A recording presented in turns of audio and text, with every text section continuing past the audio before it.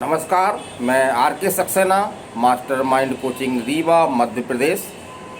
और आज हमारा वीडियो उन बच्चियों के लिए है जो बीएससी नर्सिंग, जी हाँ, एमपी पीएनएसटी की तैयारी कर रही हैं या 12th के रनिंग होते हुए उनका इरादा है कि वो भी पीएनएसटी एग्ज़ाम की तैयारी करें। तो बहुत ही महत्वपूर्ण जानकारी है। शायद आप बहुत सारे लोग बच्चे इसको जानते नहीं हैं, तो वही मैं आज बताने का प्रयास कर रहा हूं आपको। तो इसको लास्ट तक देखें।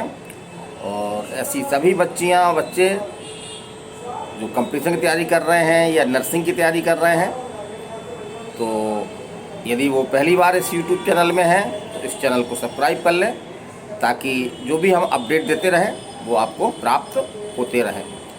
तो चलिए आज हम बात कर रहे हैं क्वालिफाई मार्क्स की।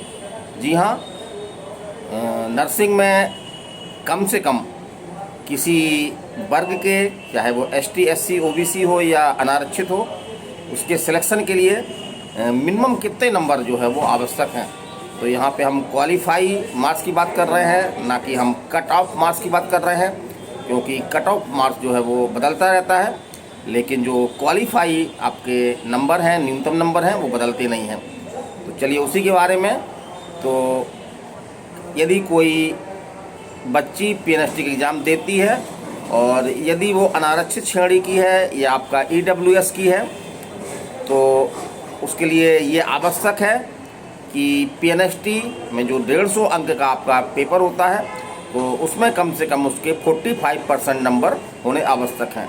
45 को कहें हम, तो यदि हम अंकों में कहें तो 67.5%, माने 67.5 माने 67.5 नंबर उसके कम से कम होंगे 150 नंबर पे, तभी उसका सिलेक्शन हो सकता है। और यदि हम बात करें एसटी, एससी, ओबीसी की, तो इनको 5% की जो है वो क्वालिफाई नंबर में छूट दी गई है। तो यदि कोई आप एसटी, एससी या ओबीसी से आती हैं और आपने पीएनएसटी का एग्ज़ाम दिया है, तो न्यूनतम क्वालिफाई नंबर आपके होने चाहिए 60 नंबर, या अपन परसेंट में बोलें तो 40%, और यदि उसको नंबरों में बताएं तो 60%, यानी 150 में आपका जो है कम से कम 60 अंक होगा, तभी आपका जो है वो सिलेक्शन हो सकता है। इससे कम नंबर पाने पे, भले ही पदों की संख्या अधिक है, तब भी आप इस एग्ज़ाम को क्वालिफाई नहीं कर पाएंगे और आपका जो है वो बीएससी नर्सिंग कॉलेज के लिए सिलेक्शन नहीं हो पाएगा। तो नियम, पुराना नियम है ये, कई बार से लागू है ये। जिस तरह से आप नीट के एग्ज़ाम देते हैं, तो नीट में भी एक मिनिमम क्वालिफाई नंबर होता है, उसे ही आज हम नर्सिंग में किस तरह का नियम है वो हमने आज बताने का आपको बताया है। और जहाँ तक हम बात करें पीएनएसटी रिजल्ट की, और आपका जो बीएससी सेमेस्टर एग्ज़ाम हो रहे हैं, क्योंकि बच्चे मैसेज करेंगे ही हमको, तो 17 आपका जनवरी को सीबीआई को अपनी अंतिम रिपोर्ट पेश करने के लिए कहा गया है। और ऐसी उम्मीद है कि 17 जनवरी को सीबीआई अपनी अंतिम रिपोर्ट जैसे ही पेश करेगी, उसके बाद कुछ ही दिनों में, या जैसा कि हाई कोर्ट ने कहा है कि 2 सप्ताह के अंदर जो है वो हम जो अन्य पेंडिंग मामले हैं, करीब 50 के ऊपर मामले पेंडिंग हैं, तो उनको भी हम जो है वो उनका भी निपटारा कर देंगे।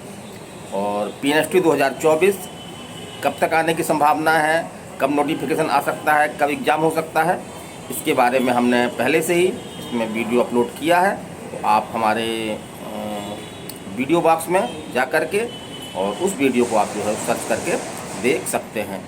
तो आज इतना ही। मैं R K Saxena, mastermind coaching Rewa Madhya Pradesh. अगले वीडियो में एक नए अपडेट के साथ फिर मिलेंगे। नमस्कार, धन्यवाद।